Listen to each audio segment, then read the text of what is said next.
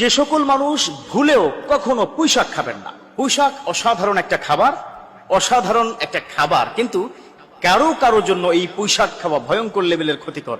কারা খাবেন না, কি কারণে খাবেন না, কখন খাওয়া উচিত, কখন খাওয়া উচিত না, আজকে আমি বিস্তারিত আলোচনা করব।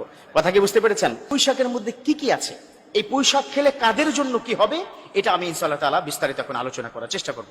এক নম্বর হচ্ছে, পুঁইশাক খেলে যাদের কোলেস্টেরল অতিরিক্ত লেভেলের, সে কোলেস্টেরলটাকে কমিয়ে দিবে। আচ্ছা, কোলেস্টেরলটা যদি বেশি বেড়ে যায় তাহলে কি হয় বলুন তো? এই তো মাশাআল্লাহ, ডায়াবেটিস হয়, রাইট? কোলেস্টেরল যাদের অতিরিক্ত লেভেলে হয় তাদের কোলেস্টেরলটা এই পুঁইশাকে কমিয়ে দিবে। নাম্বার 2 হচ্ছে, যাদের ডায়াবেটিস অতিমাত্রায় হয়ে যাবে, পুঁইশাকটা হালকা সিদ্ধ করে খেয়ে ফেলবেন, অসাধারণ উপকার হবে। এখানেই শেষ নয়, কোষ্ঠকাঠিন্য আছে না? আপনাদের কোষ্ঠকাঠিন্য আছে তো? কারো কারো কোষ্ঠকাঠিন্য হয়, পাইলসের প্রবলেম হয়, পুঁইশাক খাবেন। পুঁইশাক পাইলসের খুবই উপকারী একটা খাবার এবং কোষ্ঠকাঠিন্য কমিয়ে দিবে। তা এই পুঁইশাকের মধ্যে প্রচুর পরিমাণ ক্যালসিয়াম আছে। এবং কয়টা কি ভিটামিন আছে একটু বলে দেই। কয়েকটা কি ভিটামিন আছে? ভিটামিন বি, ভিটামিন সি এবং ভিটামিন এ, তিনটা এই পুঁইশাকের মধ্যে আছে। এখানেই শেষ নয়, যে পুঁইশাক যদি কেউ রেগুলার খেতে পারে তার স্কিন আর ভাঁজ পড়বে না।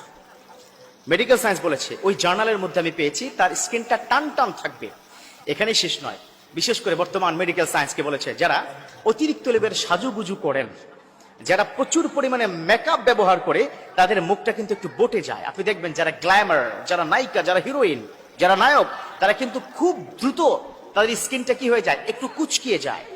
তাদের মেকআপের পূর্বের চেহারা দেখলে আপনি ভয় পেয়ে যাবেন, কি ব্যাপার, তাকে স্ক্রিনে কি দেখলাম, অন স্ক্রিনে কি দেখলাম, আর অফ স্ক্রিনে তাকে কি দেখছি, এরকমই হয়। অতিরিক্ত লেভেলের মেকআপ যারা ব্যবহার করে, তাদের স্কিনটা একটু বটে যায়, একটু গুটিয়ে যায়।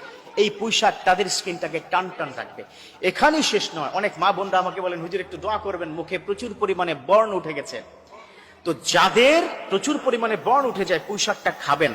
তবে হ্যাঁ, এখানে কিন্তু একটা কথা আছে, ওই যে আমি কিন্তু শুরুতেই বলেছিলাম, যারা অতিরিক্ত লেভেলের অ্যালার্জি বা কারা কারা পুঁইশাক খাবেন না, মারাত্মক ক্ষতিকর। এর মধ্যে 1 নম্বর হচ্ছে, যাদের অতিরিক্ত লেভেলের অ্যালার্জি, বডিতে প্রচুর অ্যালার্জি হয়, তারা কখনোই খবরদার পুঁইশাক খাবেন না, অ্যালার্জিটা বেড়ে যাবে।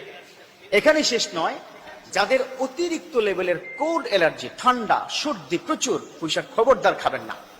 অর্থাৎ পুঁইশাক খাওয়ার ক্ষেত্রে কিন্তু উপকার আছে, আর পুঁইশাক খাওয়া আবার রেগুলার কন্টিনিউ যারা করবেন তাদের জন্য উপকার আছে, ডায়াবেটিসের উপকার, ক্যান্সারও হবে না। আমি ওই পত্রিকার মধ্যে পড়লাম যে সেখানে বলেছে যে 40% ক্যান্সার লেভেলটা কমিয়ে দেয় যারা পুঁইশাক খায়। বিশেষ করে মা বোনদের, পুঁইশাক যারা খাবে তাদের 40% কি হবে, ক্যান্সারের